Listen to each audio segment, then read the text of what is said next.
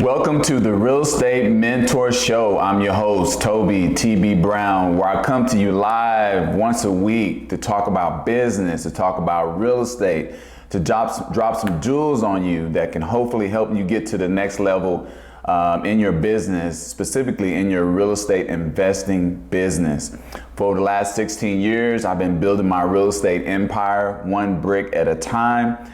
And now I started this podcast where I want to help you do the same. I want to provide value. I want to give you insight. I want to give you content. I want to talk real estate, and hopefully you can use some of the discussions that I have on this show to translate that into your everyday lives and more specifically into your real estate business. So I'm a big current events type guy. I want to talk some current events with you guys, but today I'm going to change it up a little bit, and I'm just going to open the show up with a joke, a real estate joke, right? So here's the joke. The title of it is called "Wait Until the Signs Are Right."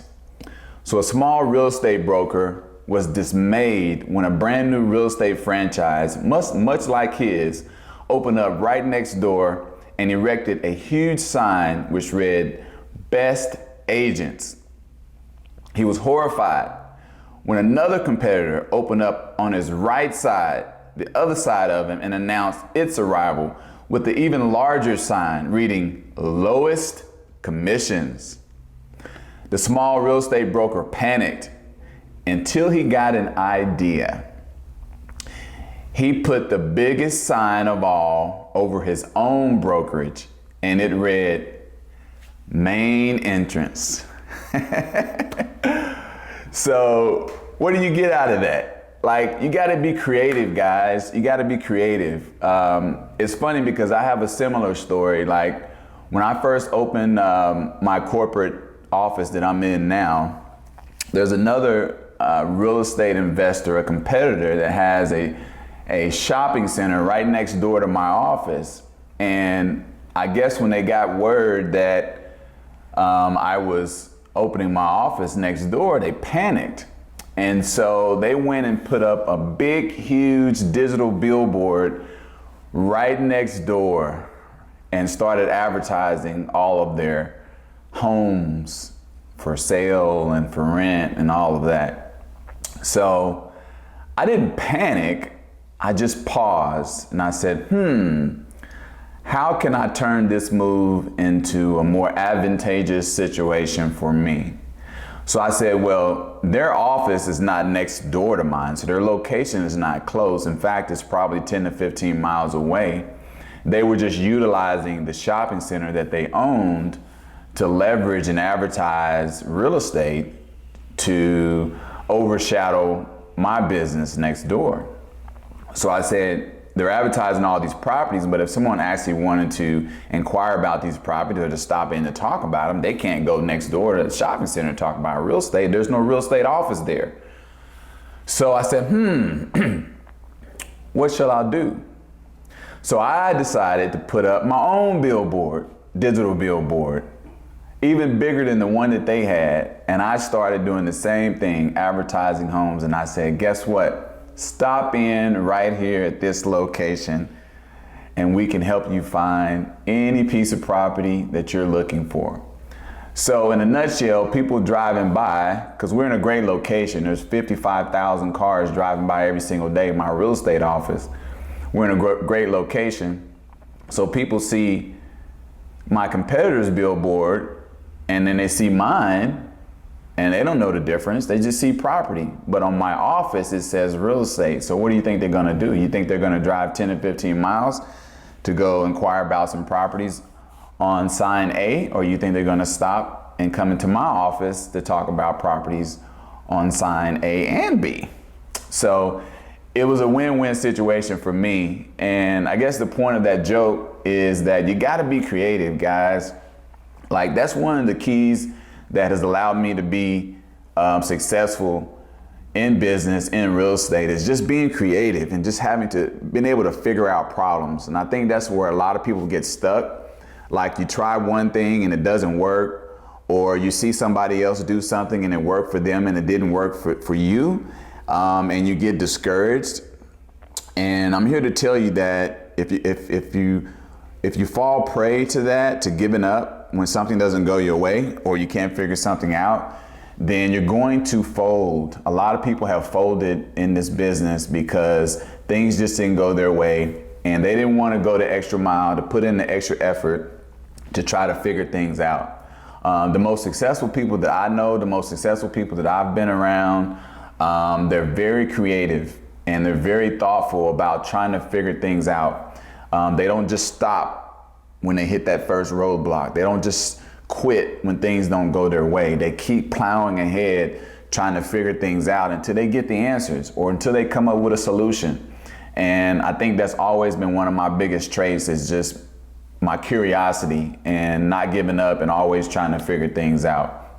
So hopefully you guys can get some inspiration from that joke, because even though it's humorous, I think there's some really good, bold messages that you can get from that. Is that you got to be creative, you cannot quit, you got to keep plowing ahead, because there's always a solution to every single problem.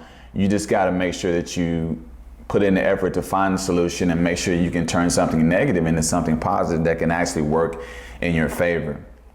So on today's show, I want to talk about building your real estate investment business. And one of the key pieces in order to do that is relationships. There are certain relationships that you need in this business in order to be successful. So it's not just about finding properties and buying properties and then sitting back and letting the money come in or watching the money come in. Like, there's a lot of individuals that play a key role in you being successful as a real estate agent. So today I want to talk about the six key relationships that you need in this business in order to be successful.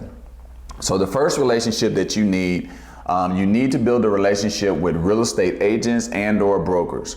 Now myself, you guys have heard me talk to you about this in the past. I started out in real estate as a real estate agent, got my real estate license, and I started selling, and then I got into the investment side of the business. So I've always had my license. I've been licensed for 16 years now, and I've had a broker's license for over 14 years.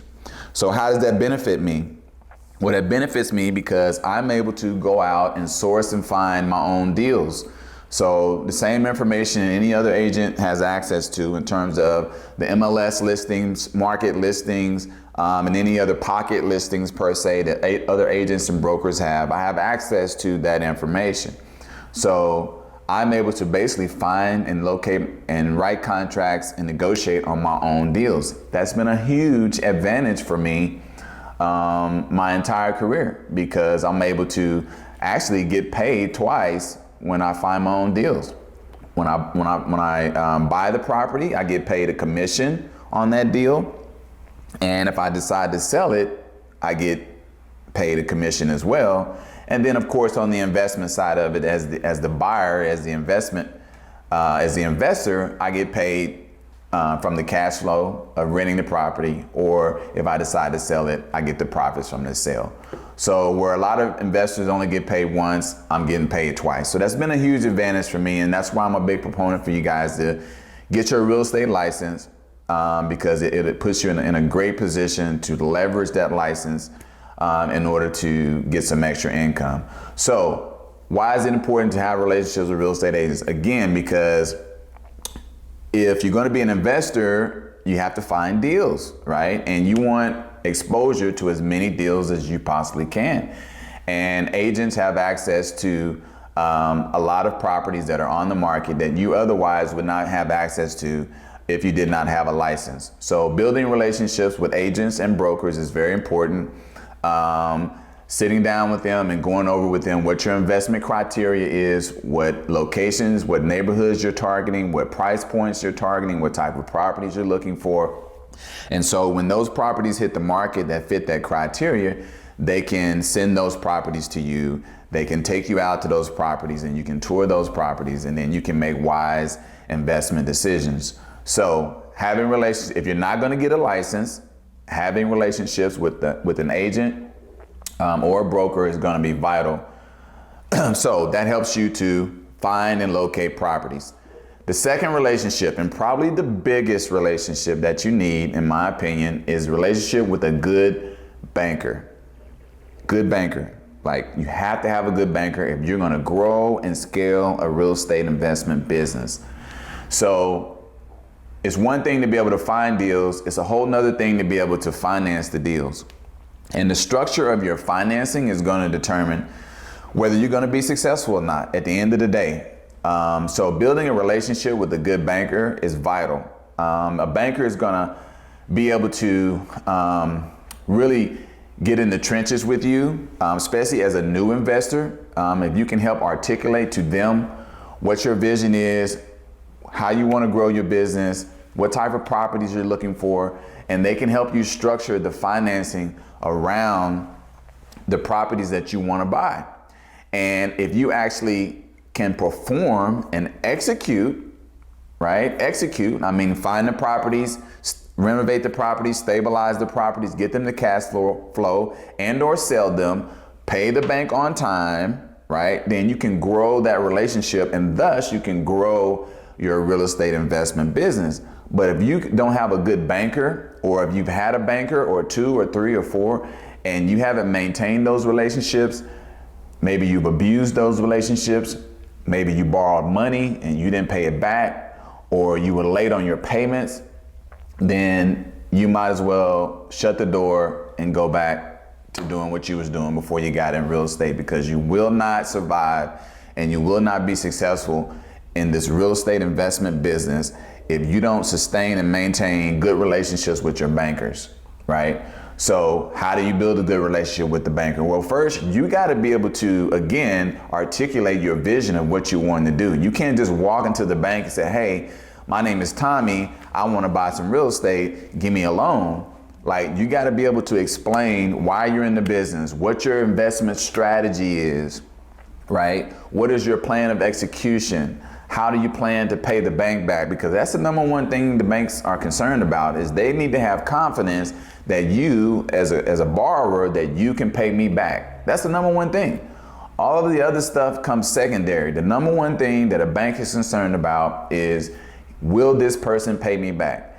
And you have to be able to instill confidence in the banker, in the bank, that you are going to pay them back by any means necessary. That's going to be key. So that's why I talk to you guys about sharpening your interpersonal skills, your communication skills. Like, why are you in this business, right? If you're going to be an investor, you have to be able to communicate.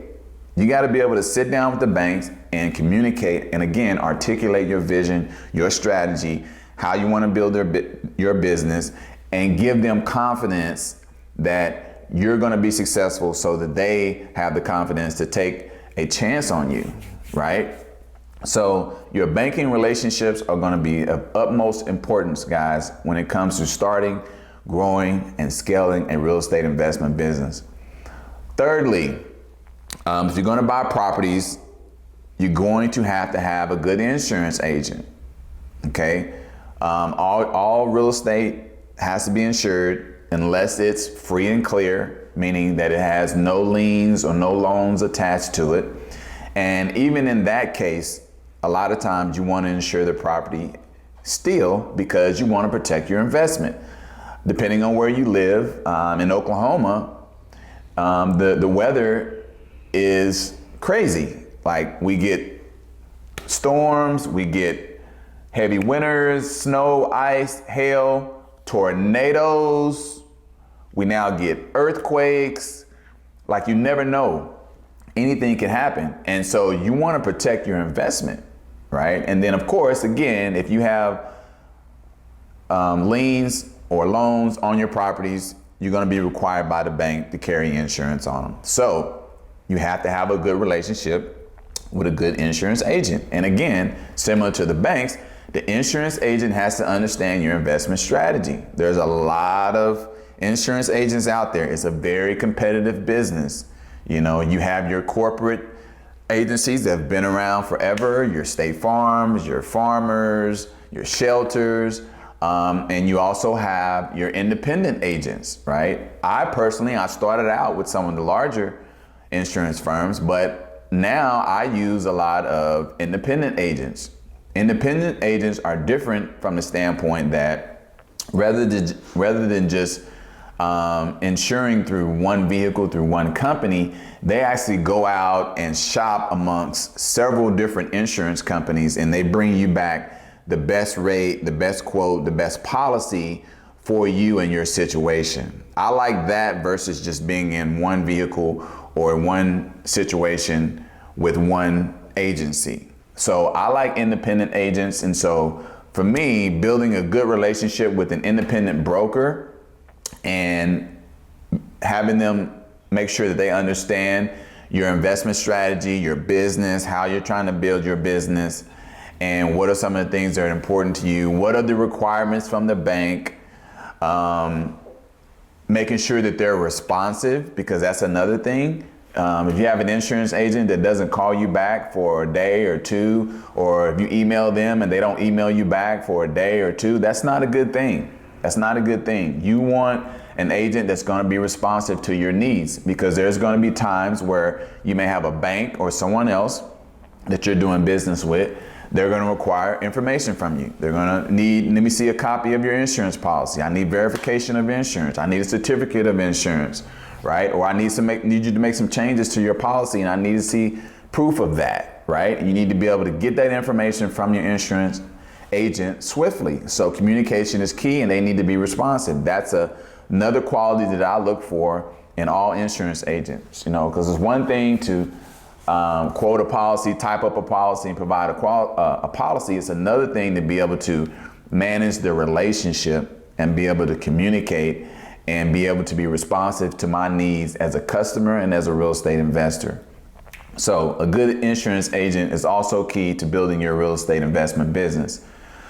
The fourth relationship you need is a good contractor. A good contractor. The construction business is so super duper competitive, guys. It's so competitive, it's cutthroat. And unfortunately, there are a lot of contractors out there that will take advantage of you if you don't know what you're doing. So finding a good, trustworthy contractor that has a good reputation, that has references that you can verify, that has a portfolio of work, quality of work that you can verify, that you can go put your eyes on and vet them and make sure that they're providing good quality work and that they do what they say they're going to do, that they're responsive.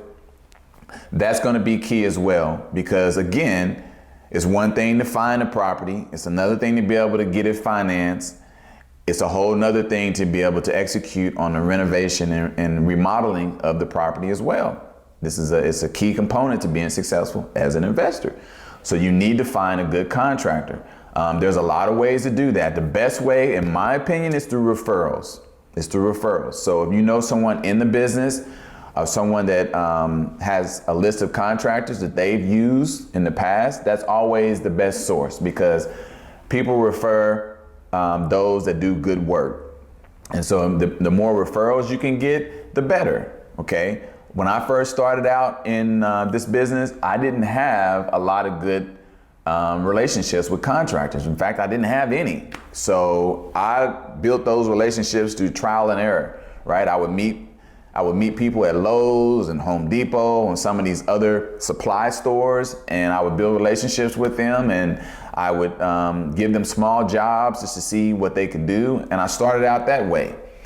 There were a lot of them that did good, decent work, and we were able to go on and do work together for many years. And there were some of them that screwed me over. There were some of them that overcharged me for certain things. And I didn't have knowledge at the time that they were doing it, because I was new and I was learning. And so I got burnt, right? There were a lot of them that promised to do a certain quality of work, and it wasn't up to standards. It was a poor job, and I ended up having to redo that situation, which cost me more money. So I got burnt quite a few times early on in my investment career. So you need to be careful with choosing a good contractor. It's going to be, again, crucial and vital to you being successful as a real estate investor. Another relationship that you need is a good title company. You need a relationship with a good title company. A title company is where you go to actually close your deals and to transfer ownership from one party to the next, right? So a good title company provides a lot of value. They provide title commitments for your properties to ensure good title, to ensure that there's no issues or problems such as liens and things of that nature attached to the property. They clear all that stuff up for you and provide you with a clear title commitment and a title policy on your property. Again, that's something that is going to be required 99.9% of the time from your banks if you're doing business with banks. And again, if you're not using banks, if the property is free and clear, you still want to get a title insurance policy, because again, it's for your protection to make sure that there's nothing negative attached to your property that you own and you hold the deed to. I do business, and I have done business with a lot of different title companies. There's nothing wrong with having multiple, because sometimes you cannot control where a deal is being closed at, because sometimes decision is made by the buyer and sometimes the decision is made by the seller. So in an ideal situation, you want to build relationships with as many title companies as you can. So what does a good relationship look like? So the best relationship that I have is a title company I've been using for years. One, they understand my business, they understand me, they understand that I like to move quickly and efficiently, and they understand that I work with a lot of different banks, so they have to be prepared to deal with a lot of different banks. They know the things that my banks need, they know the things that I need, and they're always responsive when I send them deals. Secondly, they provide me with pretty substantial discounts on closing fees, discounts on title insurance. In fact, I get pretty preferential treatment from certain title companies that other investors do not get, simply because of the volume of business that I do with them and the tenure of time that I've been doing business with them. So again, that saves me money, right? And that's going to be, again, crucial as a real estate investor, having those relationships, insurance agents that can save you money, title companies that can save you money, contractors that can save you money and do quality work, right?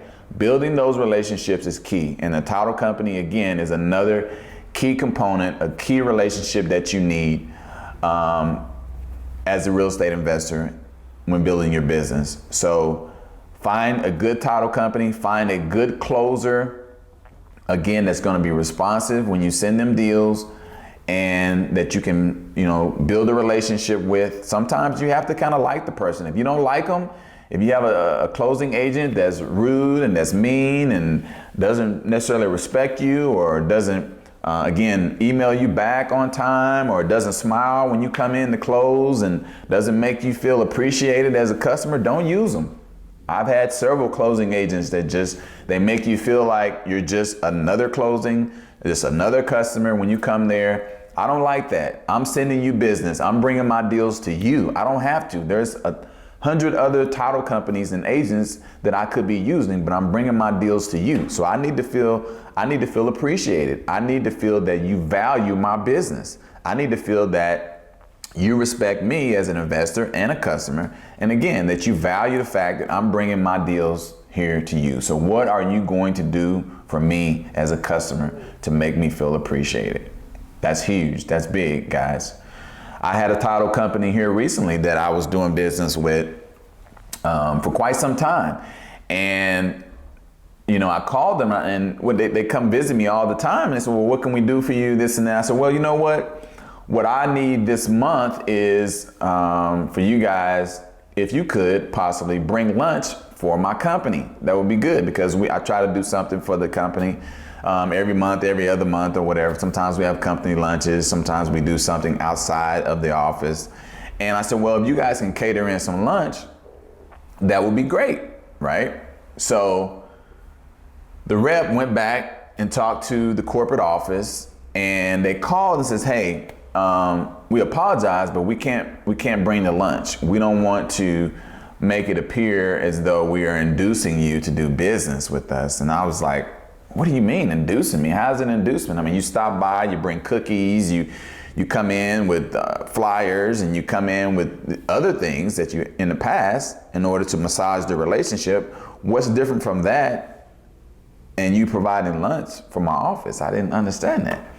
So I picked up the phone And I called another title company that I do business with, and I said, hey, would you guys have a problem with bringing lunch in for my office next week? Now, we're having an office luncheon, and I figured it'd be a good way for you guys to be present, and again, to massage the relationship. And without even thinking, they said, no problem, Mr. Brown, no problem.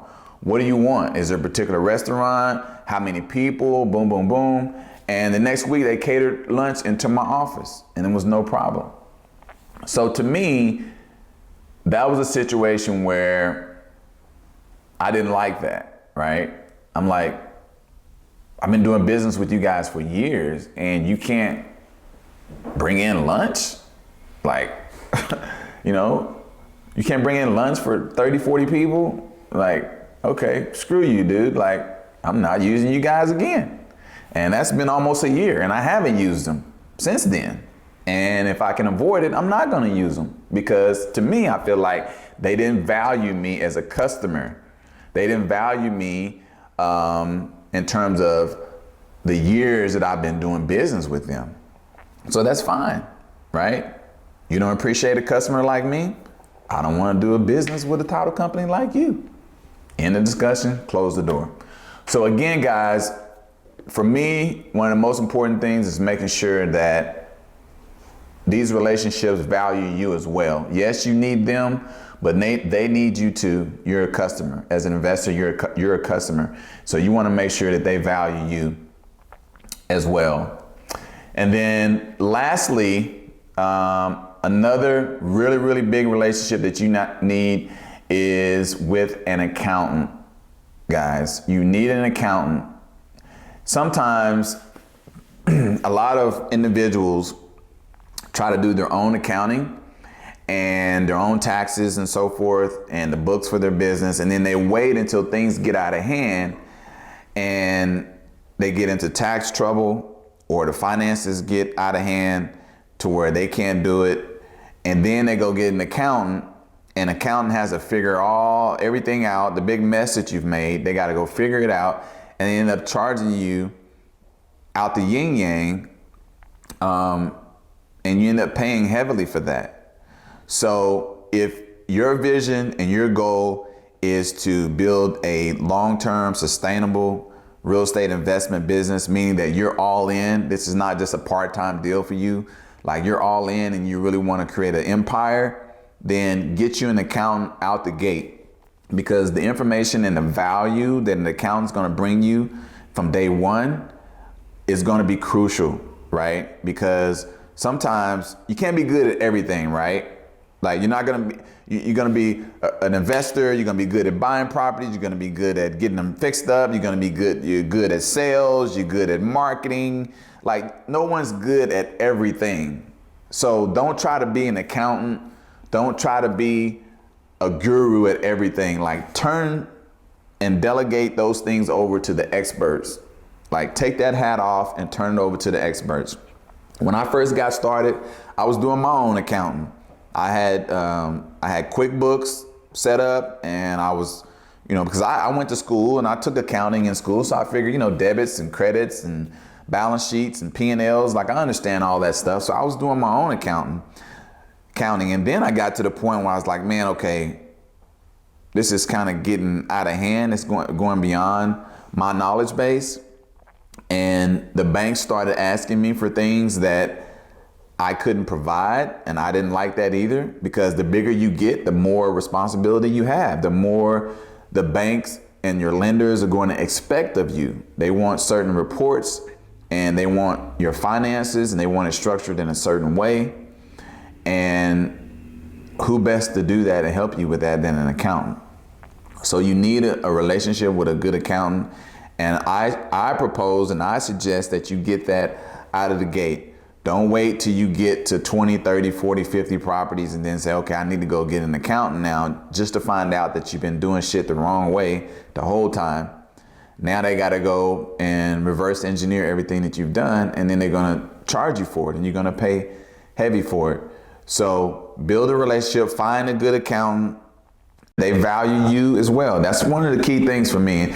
anybody that I do business with, I don't care who it is, they better value me, period. They better value me, they better respect me. It can't just be I'm just a customer and they're just providing me with a service and collecting my check. Like, no, you need to value me as a customer, and I need to feel that way. I need to feel like you appreciate my business. So find an account that you can build a good relationship with, that understands your goals, your visions, where you're trying to go, what you're trying to do in this real estate business. They can provide you with advice. And the other key component in the value proposition that accountants bring to the table is that they know a lot of people. They know a lot of people. I mean, just think about it. They do the books and accounting for a lot of business people. They can introduce you to some folks. Like my accountants, I mean, they've introduced me to some really valuable people that I've done business with over years that have helped my business. And those introductions have came through my accountants. So again, sometimes it's not about, as they say, your net worth. It's about your network, right? So building that relationship can sometimes lead you to other relationships that will provide value and be important for you down the road as you build your business. So again, guys, just to recap, 6 key relationships that you need as a real estate investor. You need a real estate agent or a broker.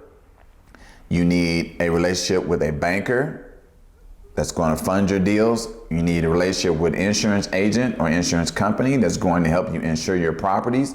You need a relationship with a contractor that's going to be able to help you renovate and remodel your properties and do maintenance as well. You need relationships with title companies that's going to help you facilitate the closing of your deals and provide title insurance policies on your properties. And you need a relationship with an accountant that's going to help you manage the finances for your business. So again, guys, if you're going to be involved in real estate, you got to do it the right way. You got to put the right structure in place, and you got to treat it like a business. You cannot treat it like a hobby. If you treat it like a hobby, it's going to treat you like a hobby, and you're not going to be successful. I'm telling you this from experience. I've made a lot of mistakes, and I've done some things right as well. And I'm trying to share as much of that as I possibly can with you so that you can get on the fast track to becoming a successful real estate entrepreneur. So again, I thank you guys for tuning in today. I hope you've enjoyed this podcast. I hope you take away some value from today's episode. And again, my goal is to help you create generational wealth through real estate investments. I'm your host, Toby TB Brown. I'm signing off. And listen, guys, go create the life you deserve. TB.